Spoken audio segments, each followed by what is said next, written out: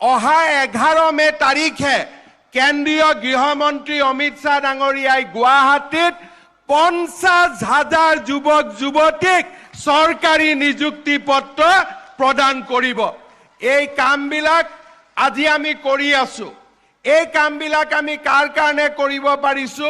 বিজেপিৰ চৰকাৰৰ কাৰণে, বিজেপি দলৰ কাৰণে। ডেকা ল'ৰা 2 লাখ ডেকা ল'ৰাক আমি আত্মসংস্থাপনৰ কাৰণে 2 লাখ টকাকৈ বেংকৰ পৰা কোনো মৰ্টগেজ নোহোৱাকৈ আমি অনুদান দিয়াৰ ব্যৱস্থা কৰিম। আৰু তাৰ লগে লগে আমি যিমান কাম কৰি আছো তাৰ লগত লগ লগাই অহা 11 মে তাৰিখে কেন্দ্ৰীয় গৃহমন্ত্ৰী অমিত শ্বাহ ডাঙৰীয়াই গুৱাহাটীত 50,000 যুৱক যুৱতীক চৰকাৰী নিযুক্তি পত্ৰ প্ৰদান কৰিব। এই কামবিলাক আজি আমি কৰি আছো। এই কামবিলাক আমি কাৰ কাৰণে কৰিব পাৰিছো?